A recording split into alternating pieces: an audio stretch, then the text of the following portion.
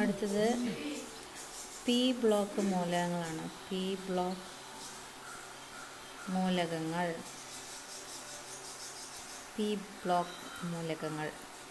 So P block മൂലകങ്ങൾ അറിയപ്പെടുന്നത് 13 മുതൽ 18 വരെയുള്ള ഗ്രൂപ്പുകളിലെ മൂലകങ്ങൾ. ഓക്കെ, വരെയുള്ള ഗ്രൂപ്പ് മൂലകങ്ങൾ ങ്ങളാണ് എന്ത് പേരിൽ അറിയപ്പെടുന്നത്? പി ബ്ലോക്ക് മൂലകങ്ങൾ എന്നറിയപ്പെടുന്നത്. ഓക്കെ, സോ ഇതാണ് നമ്മുടെ പീരിയോഡിക് ടേബിളിൻ്റെ ഏകദേശം ഒരു രൂപം. ഓക്കെ,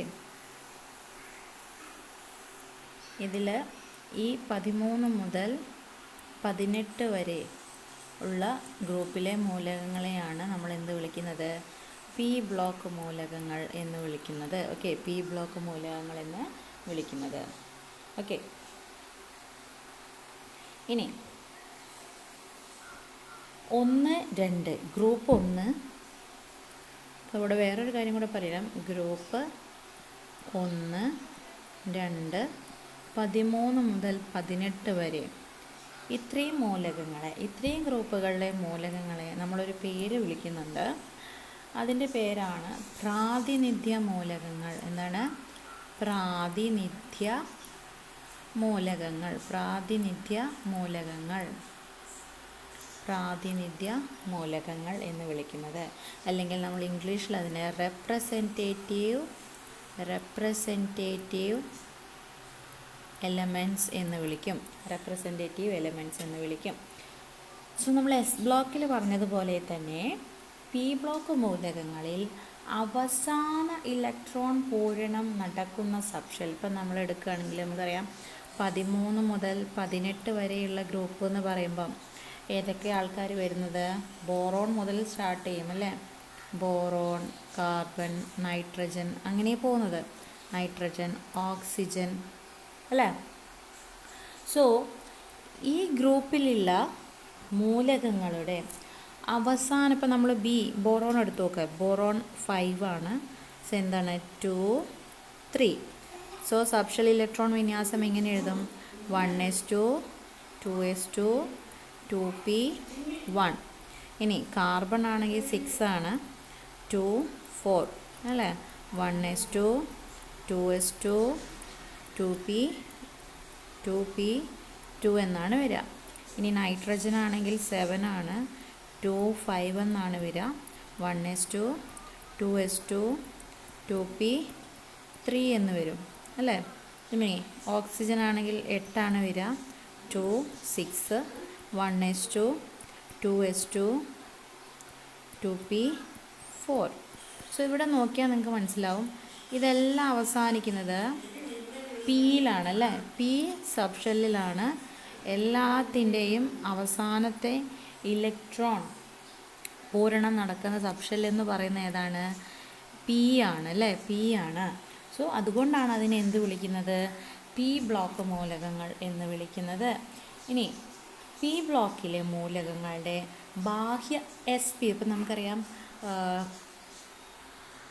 എസും പിയുമാണ് അവിടെ ഉള്ളത്, കെയും എല്ലും അല്ലേ?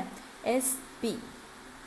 സോ ഈ എസ് പി സബ്ഷെല്ലുകളിലെ ആകെ ഇലക്ട്രോണുകളുടെ എണ്ണത്തോടൊപ്പം സോ എസ്സിലെയും പിയിലെയും, ഇപ്പം നമ്മൾ എസ് ഗ്രൂപ്പ് പറഞ്ഞ സമയത്ത് അവസാനം വരുന്ന, അതായത് 1s1 ആണെങ്കിൽ ഇത്, 2s2 ആണെങ്കിൽ ഇത്, ഇങ്ങനെയായിരുന്നു നമ്മൾ പറഞ്ഞത്. 1s1 2s2 ഇങ്ങനെയായിരുന്നെങ്കിൽ, 1s2 2s2 ഇങ്ങനെയായിരുന്നെങ്കിൽ പോലും അവസാനം വരുന്ന നമ്പറായിരുന്നു അതിൻ്റെ എന്തെന്ന് പറഞ്ഞത്?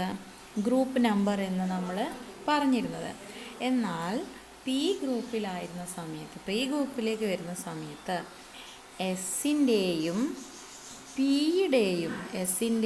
പിയുടെയും ബാഹ്യ സബ്ഷെല്ലായിട്ടുള്ള എസിൻ്റെയും പിയുടെയും ആകെ ഇലക്ട്രോണുകളുടെ എണ്ണത്തോടൊപ്പം എന്ത് കൂട്ടണം? 10 കൂട്ടണം. എന്ത് കൂട്ടണം? 10 കൂട്ടണം. അതിന് തുല്യമായിരിക്കും എന്ത്? ഗ്രൂപ്പ് നമ്പർ എന്ന് പറയുന്നത്. സോ നമുക്ക് ഒബ്വിയസ്ലി അറിയാം ബോറോൺ എന്ന് പറയുന്നത് 13ാം ഗ്രൂപ്പിലുള്ളതാണ് അല്ലേ. ബോറോൺ ഏതിലുള്ളതാണ്? 13ാം ഗ്രൂപ്പിലാണ്. അപ്പോൾ ഇവിടെ നോക്കിയേ, ബോറോണിൻ്റെ ഇലക്ട്രോൺ വിന്യാസം നമ്മൾ എഴുതുന്ന സമയത്ത് ബോറോൺ 5 ആണ്, 2 3 ആണ്. അതിൻ്റെ സബ്ഷെൽ ഇലക്ട്രോൺ വിന്യാസം എന്ന് പറയുന്നത് 1s2 2s2 2p1 ആണ്. സോ ലാസ്റ്റത്തെ ഈ 1 മാത്രമാണ് എടുക്കുന്നതെങ്കിൽ അതെന്തായി? ഗ്രൂപ്പ് നമ്പർ 1 ആയി അല്ലേ. ഗ്രൂപ്പ് നമ്പർ 1 ആയി. പക്ഷെ ഇവിടെ ശ്രദ്ധിക്കുക, ഇത് പി ഗ്രൂപ്പ് ആയതുകൊണ്ട് അവസാനത്തെ ബാഹ്യതമ ഷെല്ലിലെ എസിൻ്റെയും പിയുടെയും നമ്പർ കൂട്ടിയതിനോട്, ഇലക്ട്രോണുകൾ കൂട്ടിയതിനോട് 10 കൂട്ടിയാൽ ആണ് എന്ത് കിട്ടുന്നത്? ഗ്രൂപ്പ് നമ്പർ കിട്ടുന്നത്. ഓക്കെ, ക്ലിയർ ആയില്ലേ? സോ ഇല്ലെങ്കിൽ നമുക്ക് വേറെ എങ്ങനെയെങ്കിലും ചെയ്യാം.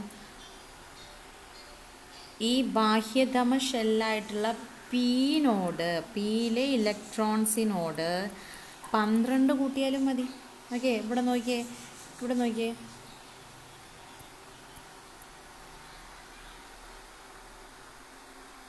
ഇവിടെ നമുക്ക് നോക്കിയാൽ ഇവിടെ പി എത്രയാണ് തന്നിരിക്കുന്നത്? ഇവിടെ പി 1 ആണല്ലേ. 1നോട് 12 കൂട്ടിയാൽ എത്രയാണ്? 13. ഇവിടെ 2നോട് 12 കൂട്ടിയാൽ എത്രയായി? 14ാം ഗ്രൂപ്പായി. 3നോട് 12 കൂട്ടിയാൽ എത്രയായി? 15ാം ഗ്രൂപ്പായി. ഇനി 4നോട് 12 കൂട്ടിയാൽ എത്രയായി? 16th ഗ്രൂപ്പായി അല്ലേ. ഇങ്ങനെയും നമുക്ക് എന്ത് കണ്ടുപിടിക്കാം? പി ബ്ലോക്ക് മൂലകങ്ങളുടെ എന്ത് കണ്ടുപിടിക്കാം എന്നാണ് പറയുന്നത്? ഗ്രൂപ്പ് നമ്പർ കണ്ടുപിടിക്കാം എന്നാണ് പറയുന്നത്. ഓക്കെ, ഇനി ഇതിൻ്റെ ഒരു പ്രത്യേകത എന്താണെന്ന് വെച്ചാൽ സാധാരണ താപനിലയിൽ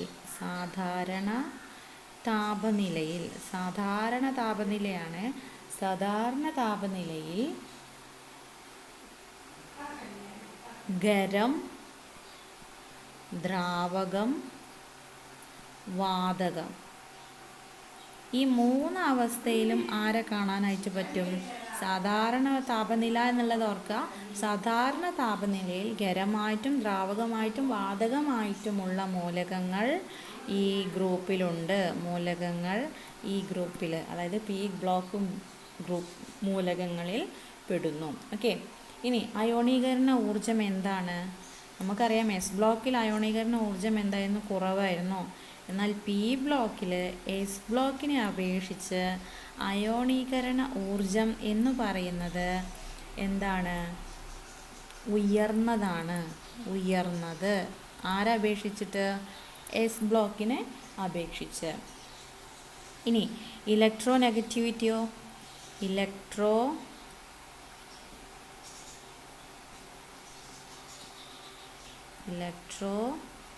നെഗറ്റിവിറ്റി കൂടുതലുള്ളത് ആർക്കാണ്? ഈ ബ്ലോക്കിൽ തന്നെയാണുള്ളത്. കാരണം ഇലക്ട്രോ നെഗറ്റിവിറ്റി ഏറ്റവും കൂടുതലായിട്ടുള്ള ഫ്ലൂറിൻ. ആരാണ്? ഫ്ലൂറിൻ ഏത് ഗ്രൂപ്പിലാണ് പെടുന്നത്? ഏത് ബ്ലോക്കിലാണ് പെടുന്നത്? പി ബ്ലോക്കിലാണുള്ളത്. ഇലക്ട്രോ നെഗറ്റിവിറ്റി ഏറ്റവും കൂടിയ മൂലകമായ ഫ്ലൂറിൻ ഉൾപ്പെടുന്ന ബ്ലോക്ക് ഏതാണെന്ന് ചോദിച്ചാൽ ഏതാണ്? പി ബ്ലോക്കാണ്. ഫ്ലൂറിൻ്റെ ഗ്രൂപ്പ് ഏതാണെന്ന് ചോദിച്ചാൽ 17ാം ഗ്രൂപ്പാണ്. ഇവിടെ ഓക്സിജൻ കഴിഞ്ഞ അടുത്ത് ആരാ വരുന്നത്? ഫ്ലൂറിനാണ് വരുന്നത്. ഓക്കെ, ഫ്ലൂറിൻ കഴിഞ്ഞാൽ നിയോൺ ആണ് വരുന്നത്. നിയോൺ 18ാമത്തെ ഗ്രൂപ്പാണ് വരുന്നത് അല്ലേ. സോ ഇതൊക്കെ നമുക്ക് അറിയുന്ന കാര്യങ്ങളാണ് അല്ലേ. ഇനി നമുക്ക് ആ ഗ്രൂപ്പിൽ നമ്മുടെ 16ാം ഗ്രൂപ്പ് അറിയപ്പെടുന്ന ഒരു പേരുണ്ട്. 16ാം ഗ്രൂപ്പ് അറിയപ്പെടുന്ന ഒരു പേരുണ്ട്. അതിൻ്റെ പേരാണെന്ത്? ചാൽക്കോജനുകൾ. എന്താണ്? ചാൽക്കോജനുകൾ. ഓർമ്മിച്ച് വയ്ക്കുക, ചാൽക്കോജനുകൾ. 16ാമത്തെ ഗ്രൂപ്പ് അറിയുന്ന പേര് ചാൽക്കോജനുകൾ. ഓക്കെ.